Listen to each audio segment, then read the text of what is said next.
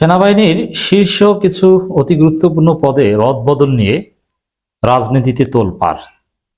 এক কথায় যদি বলি, তারেক রহমান ভারতের ফাঁদে পা দিয়েছেন, ভারতের কথায় চলছেন, ভারতের সাথে চুক্তি করেই ভারতের সহায়তায় তারেক রহমান ক্ষমতায় এসেছে।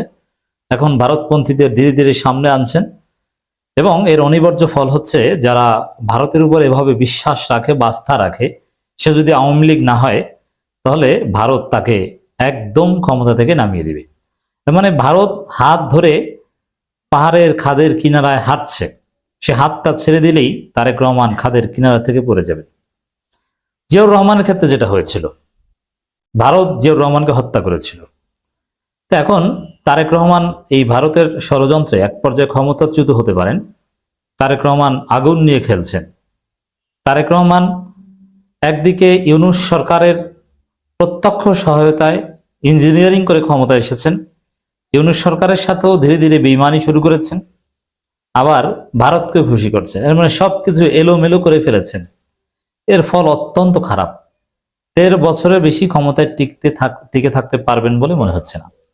ভারতের প্ল্যান এরকমই যে বিএনপিকে ক্ষমতায় আনা হবে, তারপরে বিএনপিকে নানানভাবে ব্যর্থ করে দেওয়া হবে, বিএনপির উপর জনগণ ক্ষুব্ধ হবে, তারপরে গণ অভ্যুত্থান ঘটিয়ে আওয়ামী লীগকে রিপ্লেস করবে।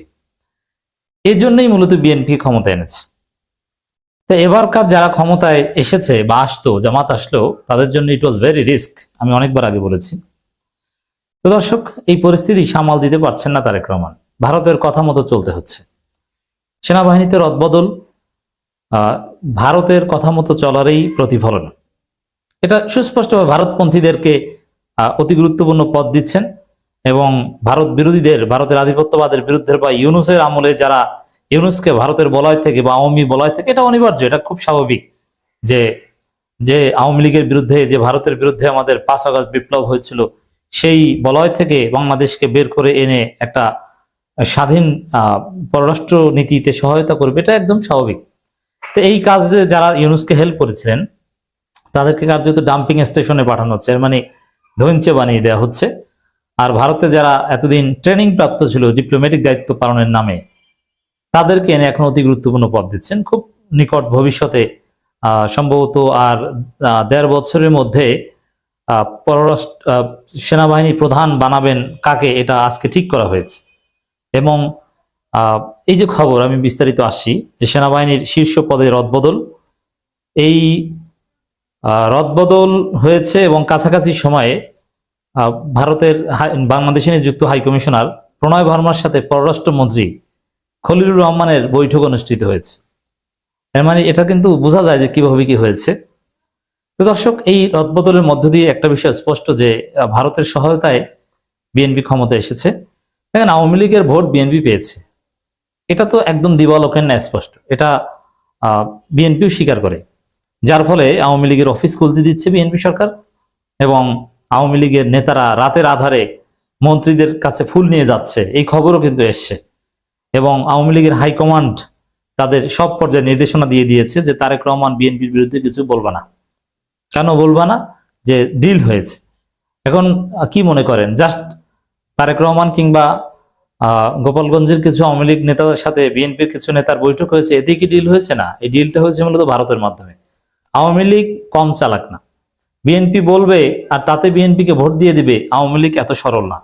ভারত বলেছে যে বিএনপিকে ভোট দাও, ও বিএনপিকে লাথি দিয়ে কিভাবে সরাতে হয় আমি দেখবো, ভোট দিয়ে ক্ষমতায় আনো, তারপরে বোঝা যাবে। ভারত বলেছে বলে আওয়ামী লীগের নেতারা ভারত থেকে বিএনপির স্থানীয় নেতাদের নির্দেশ দিয়েছে যে তোমরা ধানের শীষে ভোট দাও এবং না ভোট দিয়ে আসো। সেই ভোটেই বিএনপি কিন্তু সরকার গঠন করতে পেরেছে, নইলে পারতো না। এখন এই যে ভারতের মধ্যস্থতা ডিল হয়েছে, তার প্রমাণ দেখতে পাচ্ছি যে ভারতপন্থীদের সামনে আছে। মনে রাখবেন যে জিয়াউর রহমানের রক্ত যে তারেক রহমানের শরীরে, ভারত তাকে চূড়ান্তভাবে বিশ্বাস করবে না, তাকে সরিয়ে দিতে চাইবে। তারেক রহমানের পাশে আছি আমরা এক্ষেত্রে। তিনি ভুল করছেন। দেখেন, এখানে তারেক রহমানকে আমি গালি দিব না কিংবা সমালোচনা করবো না, কারণ তারেক রহমান এখানে অসহায় এবং নিরুপায়। দেখেন, ডক্টর খলিলুর রহমানকে পররাষ্ট্রমন্ত্রী বানিয়েছে, কি মনে করেন এটা কি বিএনপির স্ট্যান্ডিং কমিটির মিটিং এর সিদ্ধান্ত হয়ে তারপরে বানিয়েছেন? এত বড় স্পর্শকতার একটা বিষয় না। খলিলুর রহমানকে পররাষ্ট্রমন্ত্রী, এটা কোন অদৃশ্য শক্তি এখানে বসিয়ে দিয়েছে, যে ক্ষেত্রে তারেক রহমানও নিরুপায়। ঠিক তদ্রুপ সেনাবাহিনীর শীর্ষ পদে যে রদবদল, বাংলাদেশ পন্থীদের সরিয়ে দেয়া এবং ওয়াকারুজ্জামানের উপরে শেষ পর্যন্ত আস্থা রাখা। আর ওয়াকারুজ্জামানকে কিন্তু শেখ হাসিনাই নিয়োগ দিয়েছে, এটা আপনারা সবাই জানেন। এবং বিক্রম মিস্ত্রির সাথে ওয়াকারুজ্জামানের মিটিং হয়েছিল, যেটা গোপন মিটিং, এটা বিভিন্ন গণমাধ্যমে এসেছে, ইউনুসকে না জানিয়ে এই মিটিং হয়েছিল। এবং ভারতের সেনাপ্রধান কয়েকবার স্পষ্ট বলেছে যে বাংলাদেশের সেনাপ্রধানের সাথে তার নিয়মিত যোগাযোগ আছে। এমনকি শেখ হাসিনাকে যে পালাতে সহায়তা করেছে, আওয়ামী লীগের অনেক নেতাদের ক্যান্টনমেন্টে রেখে তারপরে নিরাপদে দেশ ত্যাগ করতে সহায়তা করেছে, যেমন আরাফাত, হাসান মাহমুদ ইত্যাদি। এরা কিন্তু ক্যান্টনমেন্টে আটক ছিল কার্যত, পরে এই সেনাবাহিনী কিন্তু তাদেরকে যেতে সহায়তা করেছে। সেই সেনাপ্রধানের উপরই পূর্ণ আস্থা রাখলেন তারেক রহমান। এটা কি তারেক রহমান রেখেছেন না রাখতে বাধ্য হয়েছেন? না, ওই পররাষ্ট্রমন্ত্রী যেভাবে কোনো অদৃশ্য শক্তির চাপে দিতে হয়েছে ডক্টর খলিলুর রহমানকে, এটাও সেম এরকমই ঘটেছে। এবং এখানে আরো অনেক বিষয় আছে, আরো ব্যাপক জটিলতা, মানে সবকিছু মাখিয়ে ফেলার মতো একটা অবস্থা। নৈতিকভাবে ক্ষমতায় না এসে দেশ চালাতে গেলে এরকম বিপদেই পড়তে হয়। সেটা হচ্ছে ডক্টর খলিলুর রহমানের সাথে যার অত্যন্ত ভালো সম্পর্ক ছিল, খলিলুর রহমান যাকে সেনাপ্রধান বানাতে চেয়েছিলেন, সেই জেনারেল কামরুল, তাকে কিন্তু পররাষ্ট্র মন্ত্রণালয় দেওয়া হয়েছে। এটা সেনাবাহিনী থেকে ডাম্পিং স্টেশন, কিন্তু পররাষ্ট্র মন্ত্রণালয় দেওয়া হয়েছে। আর খলিলুর রহমান হচ্ছে পররাষ্ট্রমন্ত্রী। এই দুইজনে কিন্তু একসাথে কিছু কাজ করবেন, এটা তারেক রহমানও বুঝতে পারবেন না তারা একসাথে কি করেন।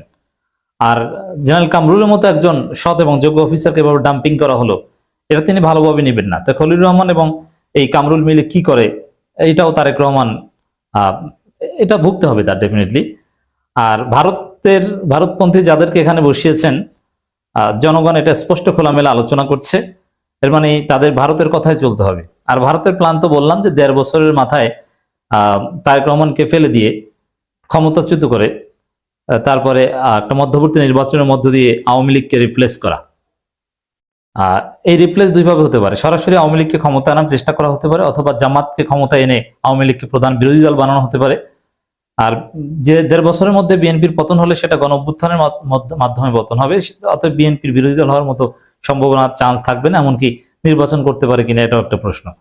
আর আওয়ামী লীগ একবার বিরোধী দল হতে পারলে পরের বার ক্ষমতা নিশ্চিত। আর জামাত ওভারঅল জামাত ক্ষমতা আসলেও কতদূর টিকতে পারে এটাও কোশ্চেন। ভারতের এগুলো হচ্ছে সব ধারণা, এভাবে কিন্তু চলছে। দর্শক, বাংলাদেশ সেনাবাহিনী শীর্ষস্থানীয় পদগুলোতে রদবদল হয়েছে। সেনা সদর থেকে এই আদেশ জারি করা হয়েছে, প্রতিরক্ষা মন্ত্রণালয়ের সূত্র এটা নিশ্চিত করেছেন। বাংলাদেশ সেনাবাহিনীর চিফ অব জেনারেল স্টাফ হিসেবে নিয়োগ করেছেন লেফটেন্যান্ট জেনারেল মাইনুর রহমান। এর আগে তিনি 8 ডকের জিওসি ছিলেন। সশস্ত্র বাহিনী বিভাগের বর্তমান principal staff officer lieutenant general Kamrul হাসানকে পররাষ্ট্র মন্ত্রণালয়ে বদলি করেছে। এটা সুস্পষ্টভাবে তাকে সরিয়ে দেওয়া হয়েছে শাস্তি। মেজর জেনারেল মীর মুশফিকুর রহমান, এর আগে তাকে প্রিন্সিপাল স্টাফ অফিস হিসেবে নিয়োগ দেওয়া হয়েছে মুশফিকুর রহমানকে। তিনি 24 পদাতিক ডিভিশনের জিওসি ছিলেন। এই যে যাদেরকে সামনে আনা হচ্ছে এরা কিন্তু প্রো ইন্ডিয়ান, এবং ভারতে পররাষ্ট্র মন্ত্রণালয় হিসেবে দায়িত্ব পালন করেছে এরকম একজনকে এনে জেনারেল পদে, মেজর জেনারেল পদে সম্ভবত প্রমোশন দেওয়া হয়েছে।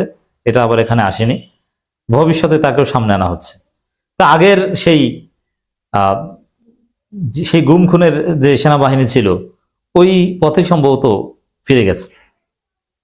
তা বিএনপির কপালে বিপদ আছে।